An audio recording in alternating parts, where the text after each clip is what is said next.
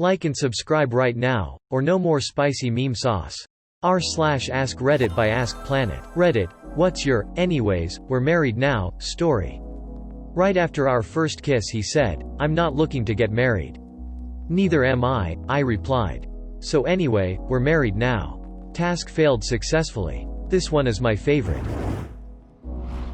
Met a girl online about 20 years ago one summer after college, found out we live in nearby towns, so decided to get together. Go out on a few dates, drive by local preschool. Me, hey, that's where I went to preschool. Her, that's where I went to preschool. That day we find a preschool class photo, there we are 2 feet from each other. A few months later, my dad finds some old footage of a Christmas play our preschool class put on. We're standing right next to each other. Edit. Wow, thanks for the love. Yes, happily married 16 years now, 3 awesome kids. We're very lucky. Yes, the internet was a thing in 1998 and was pretty commonly used, at least at college. We even had a high-speed connection on campus. We met on an old chat client called ICQ, which is still around apparently. I actually proposed to her on the playground at the preschool we both attended. My wife is on Reddit and there is a 99.9757% chance she'll be commenting to correct some detail of this story. Met a girl online about 20 years ago. I was like haha bullshit, there wasn't internet in. Oh, wait.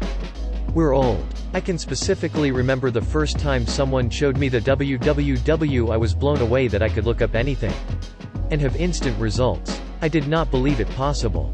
My first search was Aeolian harp. I was expecting to prove him wrong. We used the Alta Vista search engine and when it gave me returns I was like, OSH*T. This changes everything. You might have been the first person to ever search for Aeolian harp on the internet. He might be the only person to search for Aeolian harp on the internet. My great-grandparents met because my great-grandfather was delivering the newspaper to my great-grandmother's house and her brother, though he was trespassing and tried shooting at him, my great-grandmother felt bad and bought him lunch. They were together for over 75 years and lived a very happy life. Good thing your great-great-uncle wasn't a good shot. Took him 75 years before he finally mastered the gun. When we first met, his first words to me were, I'm gonna wife you, and I scoffed. Anyways, we're married now. But did he wife you, or did you husband him? Yes. I was flying short-haul domestic, 1.5-hour flight. I was sat next to this beautiful woman and I found myself doing the opposite of what I'd normally do in that situation. I made small talk with her. We chatted for the entire flight, and we both seemed to not want it to end. But end the flight did, and we parted ways without even exchanging numbers. She was a visitor to the country and I expected never to see her again. A few weeks later, I'm boarding an international flight, and there she is, on the plane, about 10 rows in front of me. After takeoff, I asked the lady next to her if she'd like to swap seats with me, as I had an empty seat next to mine. She accepted. We spent a 12-hour flight chatting again, this time a lot more deeply. Anyways, one thing led to another and we got married less than 3 months later. Unfortunately, that's not the end of the story. She passed away less than a year after we were married. But that time we had together was perfect, every last second of it. Edit. Thanks everyone for your kind words. It was around 14 years ago now, so thankfully the pain is no longer raw. Edit 2. I'm glad my story has touched so many of you. It truly was the most wonderful time in my life up until when she passed. She died in the days following a car collision. I was the driver and nearly died myself. As you can imagine, following her death I then experienced some of the worst feelings of my life. But please don't despair. The experiences, both good and bad, have made me what I am today. I'm so very happy that I was afforded the opportunity to meet my soulmate. So many people in the world are never given that chance. I know it doesn't mean anything, but I'm so sorry to hear that, man. Your story was the most beautiful I've read on here and I'm heartbroken to hear what happened. On the bright side, it's also heartwarming to read that you cherished the time you had with her. Even if all I know of you is based on one Reddit comment, it's easy to tell you really loved her. Only people who are capable of loving strongly can also suffer great sorrow, but this same necessity of loving serves to counteract their grief and heals them. Leo Tolstoy. Co-worker's boyfriend's brother came up to stay with them. We have to have you out for dinner with him, you have a lot in common, he likes nerdy things too. You're not allowed to date him though. Definitely dated and married him. Coworker and now brother-in-law broke up around the time we got engaged, he's better without her. Why would they say you're not allowed to date him? That's an old trick, as soon as you're told not to do something you instantly want to do it. They say love is the most powerful thing in the world, but they're wrong. It's spite. This is gold, I'll take it and use it for all social interactions from now on. Thanks. He came to the door to borrow my sister's textbook. No one would answer the door, so I dragged myself out of bed, and answered the door in nightgown and curlers. Hey, it was the early 80s, okay, he told me was there to see my sister. Without a word I nodded, turned around and screamed, SISSSTURRR, turned back around, said, family intercom system, completely deadpan, and left him standing on the porch while I went back to bed. Married me anyway, 38 years on the 21st. I love this so much. Also, did you yell the word sister or your sister's name? Actually, sister's name. He told me later he just shuddered and thought, Jesus, a junior sister's name. Sister isn't a very nice person, by the way. Made a Reddit account just for this.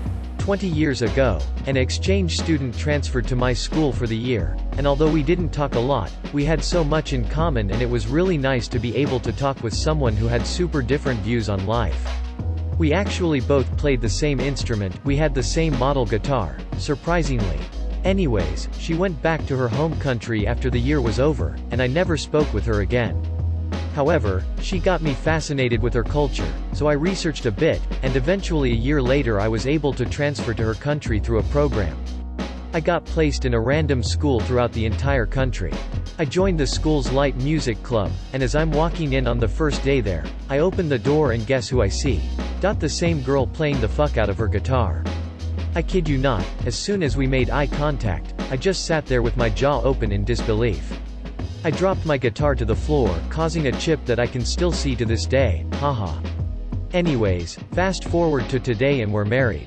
Wife asked me to add this part. We ended up forming a band for the school's summer show, and after our performance backstage, with all the adrenaline running through our veins, we kissed, confessed our feelings. It's not as romantic as you'd think. From an outside view it was probably seen as two awkward teens pecking. We both were sweaty and smelly, and I had face makeup all over me, haha. She makes fun of me saying that I would have never had the guts otherwise, but seriously, what are the chances? Edit. For those asking, the country was Japan. And the guitars were thinline Telecasters. Edit 2. Thanks for the award. Holy moly. Maybe someday I'll get around to explaining some more stories we had while I was there, haha. But thanks. Edit. For those wondering, no, I didn't have any way of specifically choosing her area. I did the exchange through a different program that wasn't through my school. I only had a say in the type of area I wanted to be out in, rural, city, etc. Also, I will be sure to make this into a movie anime someday, folks. Our friend is all about it. Glad you liked our story. Edit. For those asking, the country was Japan. And the guitars were thinline Telecasters. Edit 2. Thanks for the award. Holy moly. Maybe someday I'll get around to explaining some more stories we had while I was there, haha. But thanks. Edit. For those wondering, no, I didn't have any way of specifically choosing her area. I did the exchange through a different program that wasn't through my school. I only had a say in the type of area I wanted to be out in, rural, city, etc. Also, I will be sure to make this into a movie anime someday, folks. Our friend is all about it.